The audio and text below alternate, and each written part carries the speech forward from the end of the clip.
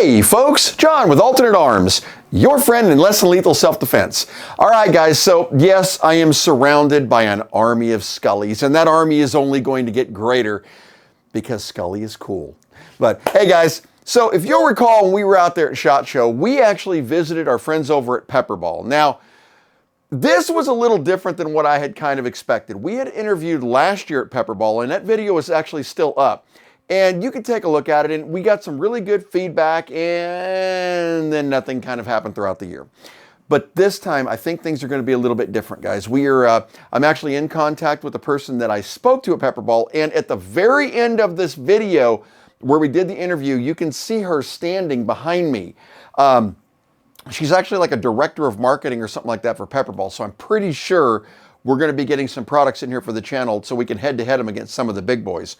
Because frankly, with Byrna LEs and salt supplies, we need to get a TRP in here to put it head-to-head, and you know we got to get the Saber. We got to have all this stuff on here. But hey, without further ado, check out the interview. All right, guys, so you know that no visit to SHOT Show would be complete, not even close to complete, without a visit to our friends over at Pepperball. And they have got some crazy new products out. Yes, I know you're harassing me for a TRP. We'll work on that, but wait till you see what's coming. I got Carl here with me. He's going to tell us a little bit about the new products that are coming out. What you got going today? Hey, appreciate you being here, first of all, John. Really do. So first thing I'm going to talk about is our self-defense, personal protection. We came out with a blast. We came out a year or so ago. Gen 1 was good, but Gen 2, we learned a lot as we started actually deploying it in the real world. So the blast is a single shot but multiple reusable tool. So for example, if I need to protect myself from assault for someone such as you, I have a couple of options. If you kind of pan down to my pants pocket here, if I'm carrying in my pants pocket, it's simply here, as I pull it out, it's safe right now. If you can kind of look at the device, it says lie back. It aims in this direction, but all I do is simply with my thumb rotate that trigger to the left. And as I rotate that trigger to the left, it's an immediate snap and deploy. And if you can pan up over my shoulder here, that's what that cloud's going to look like on your assailant. So if that assailant is coming at you, it's going to completely engulf and impregnate his mucous areas, his eyes, his nose, his mouth, her nose, her nose, her mouth. It's going to shut the person down immediately. And what is the contents of the powder that's being fired here? It's called PAVA, polymorganic vanillamine, which is a food-grade organic irritant. It's not a chemical agent. A lot of times we're confused with OC. We are, in one sense, a synthetic OC, but this is pharmaceutical grade, food grade, so it's actually an organic irritant. Gotcha. Which brings me to the next thing that we've seen a lot of success with. With this device, we have a lot of runners. We have a lot of bicyclists. We have those that are out there and find themselves under attack by a vicious animal. Somebody chasing a dog chasing their bike, a dog coming out chasing the runner. This acts as a great distraction device. This thing can actually get inside the OODA loop of that animal that's coming. The canines are not affected by the organic irritant. It has no effect on them. What does have the effect is the noise, the sound, and the visual of that blast coming at them. It completely disrupts them, turns them around. 99.9% of the dog, that dog is going to abort his attack. Right. It works perfect. This is also, and it takes a little training and personal, but once I actually deploy and hit you, I'm going to shut your eyes, your nose, your mouth. It's going to really create a very much distress for you to attempt to breathe. But if you just do decide to keep coming, this also works as a very good impact weapon. So I can repel the attack with it still in my hand. Now that's fantastic. Now will this kit, or is it available also with inert rounds for practice? Well, not only just for practice, a lot of times, and the answer is I'm going to step off camera and reach over. And the answer to your question is yes. So it's inert. This is nothing but a talc powder, almost baby powder is what we're kind of looking at. So you can practice with this, but it's also just, if say you don't want to use a chemical or organic irritant, you just hit it and the visual distraction, it has the same blast, the same noise, everything. And if you don't trust your running with this, yeah, you can use it. Yes, it's for training, but also works as a distraction as itself. Okay? Gotcha. So okay. works extremely well. Alrighty. So it also comes with a holster. So we have different ways to deploy. You can carry it as you run on your bicycle. You can clip it on your handlebars. A lot of different ways. But the nice thing about this is it doesn't take a lot of training. It's simply here. Simply reach over, rotate to the left, and if you'll notice as I rotate my thumb to the left, my finger's already on that trigger and ready to deploy. Now, did I see one of these with a glass breaker on the back of it? You did. Normally I don't talk about that, but I will since you asked. Yes. So this has the ability to breach. This was set up and designed for law enforcement that has people that are barricaded into areas. Mostly vehicles when they don't want to extract. This glass breaker, if you'll look up here, pan right up here on this video, you're going to watch Joe actually tap the window very lightly, very lightly, very lightly. He's going to insert. There's a Texas State Trooper right there. He's going to see how long he can stay in that car. Not very long. Well, I was thinking this from a safety standpoint. If you were trapped in your car in a lake or something, you could use it to actually break the glass to get out. I'm so glad you say that. Didn't know if you realize that, but in Florida, all law enforcement officers in the state of Florida, because of the environment that they work in, are usually by policy required to carry a glass breaking round. So you're great point to bring that up. Yeah, if you find yourself trapped, you're here, it'll immediately get yourself out of a position, or if you happen along somebody who is trapped, you can do the rescue yourself. So law enforcement officers across the state of Florida are really starting to look at this and adopt it immediately for that reason as well. Right, so not only self-defense, but a multi-purpose tool. That is fantastic. Yeah. So it works really well. Well, what else we got going on? Well, let's jump real fast into the home defense. Let's talk about home defense, or even on the side of the road. Say you're in your vehicle and you want to protect yourself, but you don't really have the desire to carry a lethal firearm. Absolutely. Okay, there's people in there, and I completely, totally understand why you don't want to subject yourself to the liability and the repercussions of using deadly force in a situation. So we've developed what's called the TRP. Ours is the Tactical Response Pistol. Okay, and I'm going to reach up. Now these weapons have been cleared for the SHOT Show, so excuse me for lasering. I don't want to be safe fair enough. I definitely don't want to get dinged online for it. The guy's supposed to be an expert and he's pointing the weapon at everybody. So I've been there. So these are cleared. If you look down the barrel of this thing, you're going to see, and then if you look at the here, that's going to show me through this window right here, my weapon is clear and it's safe for me to demonstrate and show you. Okay, so this is a 6-round magazine. I can deploy either a round projectile, which is here, or I can, if I desire, I can go ahead and deploy a thin stabilized projectile, which is called our BXR.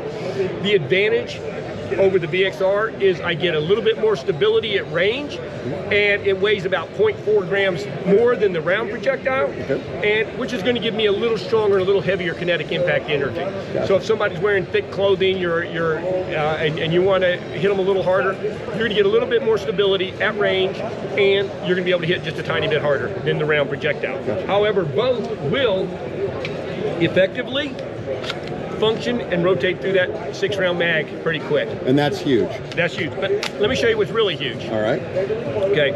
I'm going to spin this off right here.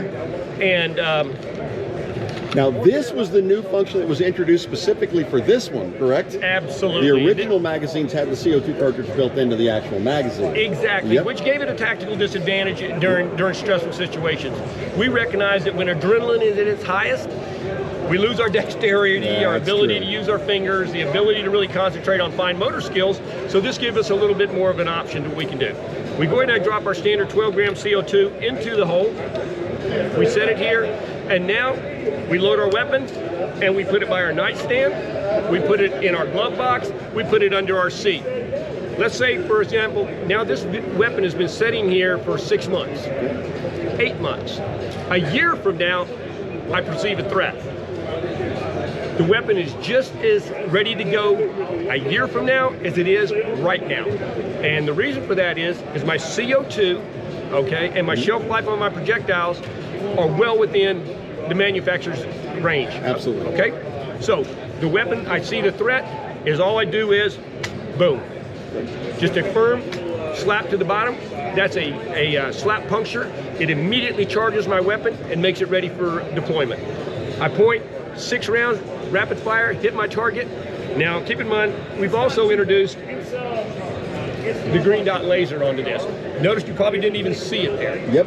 Okay, but it's very easy. It's at your thumb, boom, green dot laser, Monday on the range, we were actually hitting targets 30, 35 meters out, easy, dead on. Okay? Using the VXR rounds? Using the VXR rounds. Wonderful. Dead center, you're not going to lose that. You're not going to lose the stability and the accuracy that you would with the round projectiles, right, which makes sense. So here, I deploy 6, yep, immediately, drop my mag, second mag in, deploy again, that's 12, strip it, back again, 18, I'm still on the same 12 gram CO2. Okay. I've deployed 18 grams, and we've shown that in less than freezing temperature, CO2 is affected by sub-freezing temperatures. Correct. So you're going to lose some of the round count when your launcher gets down around freezing. Right. CO2 is not your best option. Right. But anything above that, you're good to go. 18 to 20 rounds is what we're seeing. Same velocity, same accuracy, no drop in performance. And on the note, velocity. What kind of velocity are we getting out of these, and joule rating out of them? Outstanding. So what we're running into is we're running into about 300 feet per second on average. Okay. 285, 290, 300 feet per second.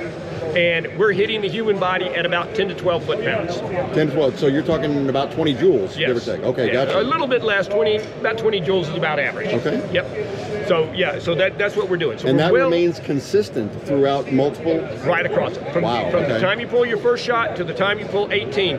Now, this is the reason I stopped it at 18. If you heard what I said, that I could probably get 20 to 24, I can. But what I don't want to do is I don't want to load a 4th magazine, get 5 rounds, and lose pressure. Absolutely. Because that creates a problem, not only in full disclosure, after about 20 rounds, you lose pressure, you could actually cause the round to stop and lodge in your launcher, which now you've just disabled your launcher. Yep. 18, we're 100% positive that you're going to be able to pull, shoot through 18, 18, 18. If you haven't solved your threat by then, you need to go to plan B. You might want to practice more with your weapon. You might want to have a plan B. Yep, gotcha. So, now, I did notice now, our channel, we actually are in Texas, and a lot of people, in fact, I would say a majority of the people do open carry. Absolutely. And I did happen to notice you had a really cool tactical holster on this one. Okay. Can you tell us about it? Well, again, you know, we try to focus on military and law enforcement and what their day-to-day needs are. This is obviously a security, a safety holster. So, but the interesting thing about this, especially when you're dealing with non-lethal, okay, is we sure don't want to get into a situation where we confuse this weapon with our duty weapon. Correct. Okay, so the carry, but anyway, so this is a little bit different, but if you'll notice when I break the, I'm going to go ahead and just do my thumb break, but I'm going to use it and I'm going to break it. Did you see what my thumb strap did? It automatically opens. Automatically, it drops out of my way, so I don't have to reach up with another hand. Some officers will cross-draw, others will carry it in a drop holster, but you really don't want to have to use 2 hands or whatever. So you're here and it immediately clears and you clear your weapon. That is awesome. Now, is this ambidextrous or do you offer left hand? Oh yeah, hand? it's not only is it ambidextrous, because we can change it here on the back, we also can set it up for a molly carry. A lot of officers set up for the molly carry like they would carry their tasers or anything else. So yeah, it sets up to, so you can set up either way, so you can carry up on your chest, or you carry here, or you can carry it in a drop holster. That is wonderful. Yeah. Wonderful.